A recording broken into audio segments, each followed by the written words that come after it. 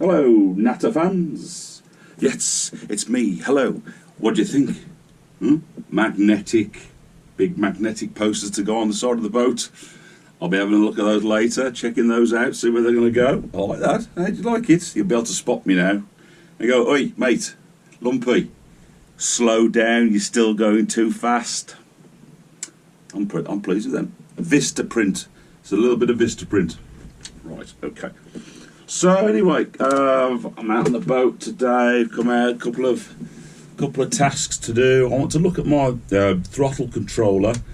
That's been really troublesome in that you kind of put it to where you want it, and as soon as you let go, it drops back. Sometimes it drops immediately back to a speed, I suppose, just over tick over, or you think it's holding, and then you notice in 5 minutes' time you're going an awful lot sort of slower. So there's something not quite right there. I don't quite know what I'm going to find when I open the box. I'm a little bit nervous about opening it. I don't want springs and things all to fly out and then me not know how to sort of put that back. So I shall go carefully, and I should probably just end up spraying some sort of WD-40 in there, because it's either that or gaffer tape. Well, I don't think gaffer tape's going to do the job, but WD-40 might. So that'll be my starting gambit.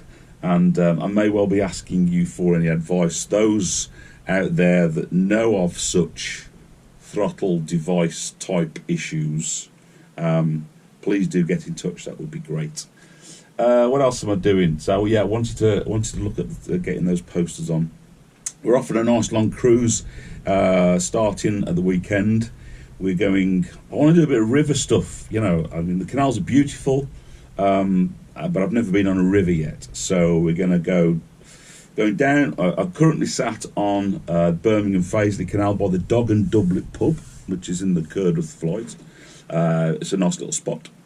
And then, so yeah, going to move through to Birmingham. I'm going down into Curdworth on Thursday, up through the Aston flight on Friday into Brum. I'll do an overnighter in Gas Street Basin, Brindley Place mailbox area, something like that. Then on the Saturday I'm going to bring her out back down the Aston flight, or half of it, and then do a right across onto I think what is it? Ultimately it's onto the Grand Union, but you have to. There's a little link that goes across to take you onto the low side. It takes you past Birmingham City Football Club ultimately, and then out Small Heath, Tyseley, Alton, getting to Catherine de Barnes by Saturday, and then on Monday we're going to set off for Stratford, have a day or two in Stratford, then get onto the Avon. So my first river on the Avon, down from Stratford down to Tewkesbury, pick up the Severn, up through Worcester obviously, and into Stourport, and then pick up the Staffs Worcester Canal from Stourport all the way back kind of up to Great Haywood, turn right, go to Rugeley, thereabouts. So that whole thing, I'm looking at about a fortnight. So that'll be nice. I should be able to get lots of footage. Again, I'm a bit nervous about the rivers. It's got to be said. I am a bit of a daredevil. I used to be in my day. So I'm sure it's not extreme sport type, fear. It's just I've got this 47-foot lump of steel here that I don't quite know how they react in current. I want to go and just make sure I've got my anchor and things like that. But yeah, any advice, any tips, anything that you think I can be looking out for on that little journey on the Avon and the Severn.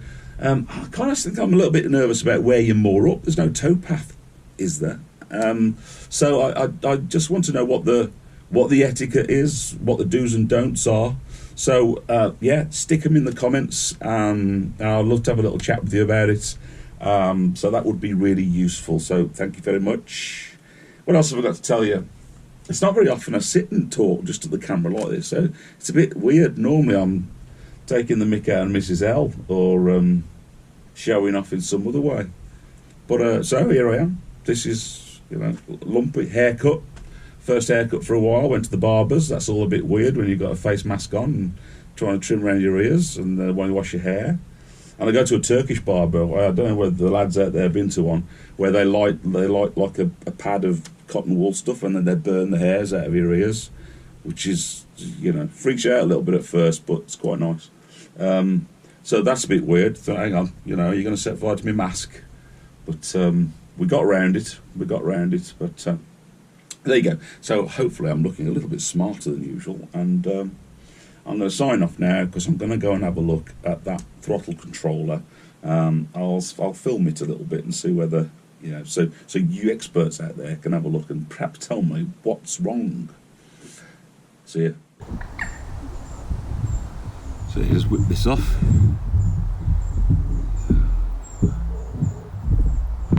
Unscrew.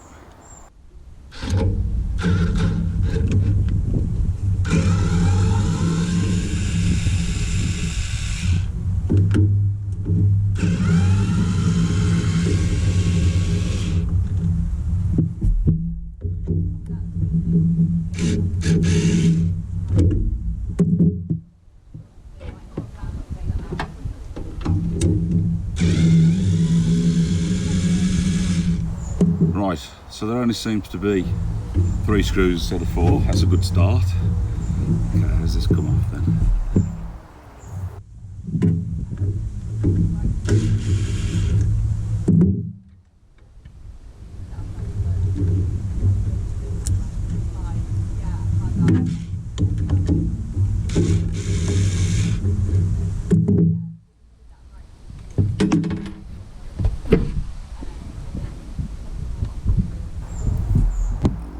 I'm so scared of something just sort of boing, something comes flying out and I don't know where it's come from. Right, okay. So it's kind of simple in there.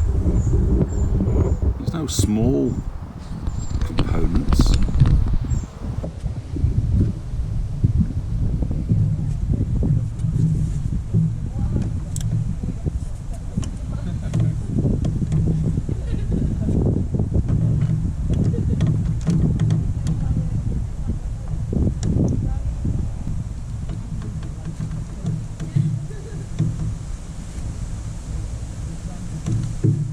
What's that then? Yeah, there's a ball bearing just floating there. Where's that come from?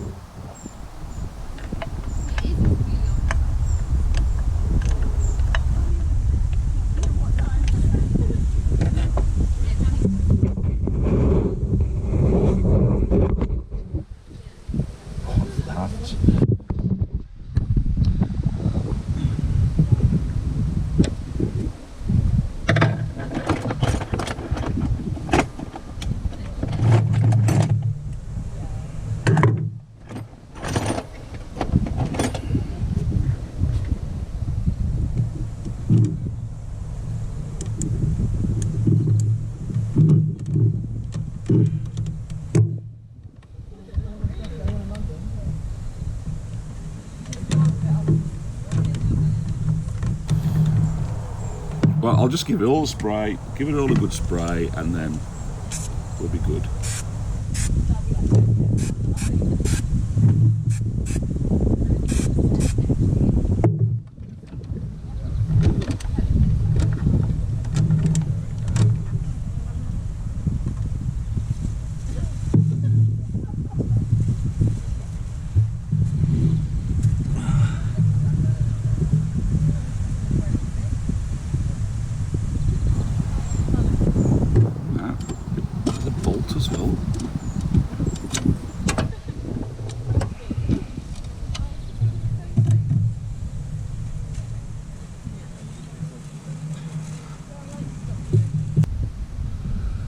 So having stripped it down,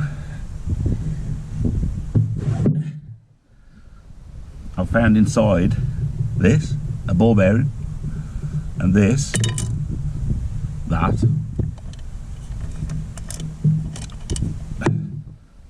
a long bolt. Neither of them seem to have a home within that, but I can't think why else they would be there. So it operates okay, everything's operating. forwards, backwards. But in general,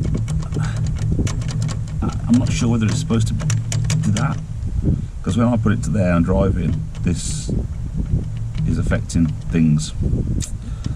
So I don't know if there's any experts out there who might be able to shed some light on what I'm supposed to do with this to be able to allow it to go to the throttle I want and stay and hold, because at the moment I'm sort of driving along with my knee against this controller to keep it where I need it. So yeah, any advice would be great. Look at that beauty. Right, so I'm just looking at, there's a gap there which I think it might look pretty good there. Hey, it sticks on really well, you know. I say it's got a nice big surface area, hasn't it? 600mm by 400mm, I think. It's going to mess with my OCD though, that is, if I don't get things parallel. Don't know. Like it though. Let's mind you, that panel might be better. That's like a full panel, isn't it? Might sit better in that. Oh yes. Oh, it's not straight. That's going to drive. Oh, it's going to drive me mad. It almost grips too well. How's that? Is that straight? Oh yeah. Sexy. What's it look like from a distance? Oh yes. Oh, I like that. I'm liking that. So we'll look at the other, from the other direction. Mrs. Lumsden won't like it, of course. She'll say, "Oh, it's a bit corporate. I don't think I like it. Doesn't suit the boat." Which is why I've made them magnets, so they're temporary. So I'll put them on when she's not looking. I like that. I like that. Do you like it? Do you like it? Ladies and gentlemen, I give you Narrowboat Natterings. Gone corporate. Brilliant. Fantastic. This here's the Dog and Doublet. For those that don't know it, nice pub. Nice canal side pub. As I said earlier, it's the Birmingham Fazeley Canal. They've been having some water issues, which is why CRT here. So Dog and Doublet doesn't look much from the actual canal itself. It's just like the back end of it. But when you actually come down and around the front, this is quite it's quite an impressive building, really.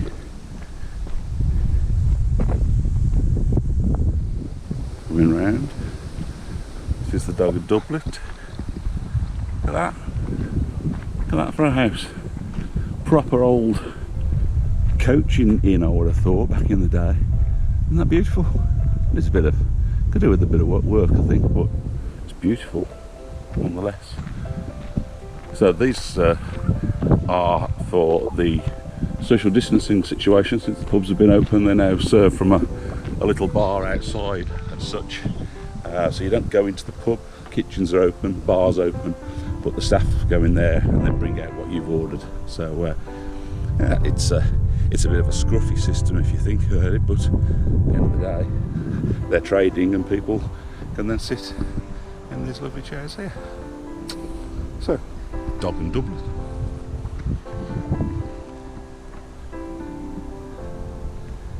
And I'll now sign off.